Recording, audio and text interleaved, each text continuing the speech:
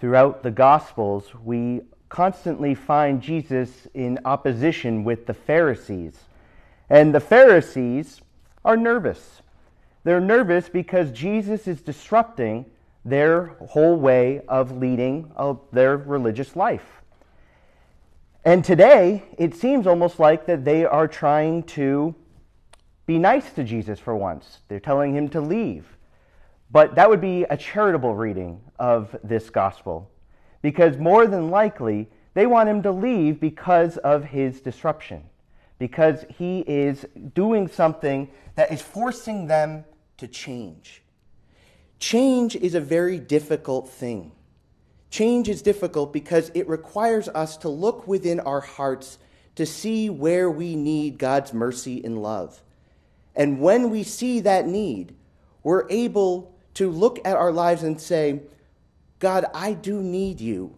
I need you to open my heart, to transform the ways that I'm not living in accordance with what it is that you have called me to do.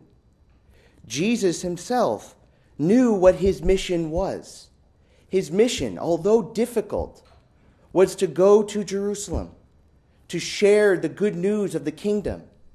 And even if that meant his death, he was single-minded in his decision to follow the will of God.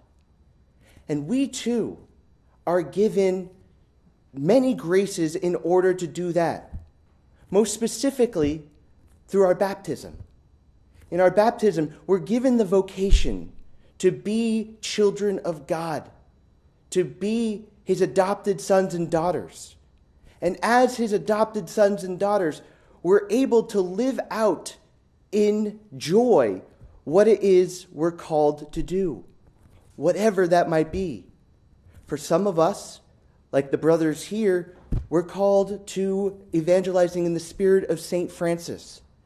Our brothers are in formation, studying, learning the ways of St. Francis, learning the ways of our Capuchin order, of which Cardinal O'Malley is a member. We have been called to this by God in the spirit of St. Francis. But everyone has a vocation. Everyone is called to put on the armor of God, as Paul says. And by putting on that armor, it protects us. It protects us from all of the things that could possibly go wrong. When we are so devoted to God that there's nothing that can come in the way of our ability to be faithful, to be of service, that even in the midst of persecution, even in the midst of trials, even in the midst of failures, God remains faithful because we have put this on, this armor. We have this breast shield. We have the sword of the Spirit. We have these things all because of the gift of baptism. In times of trial, though, we wonder how it is that we're able to change, how we're able to allow ourselves to be transformed by God. St. Francis has a wonderful story about a brother who was experiencing trial. He was experiencing temptation, and he didn't know what to do. And so he asked St. Francis for something written in his own handwriting. He wanted this because he thought that this would be the way that he would be able to overcome this trial. Francis willingly offered him the praises of God. And I just want to share with you briefly some of these praises. He says, "You are holy, Lord, the only God, and your deeds are wonderful. You are strong. You are great. You are the Most High. You are our protector. You are our guardian and defender. You are our courage. You are our haven and our hope." Notice how he asks God simply to be God's self.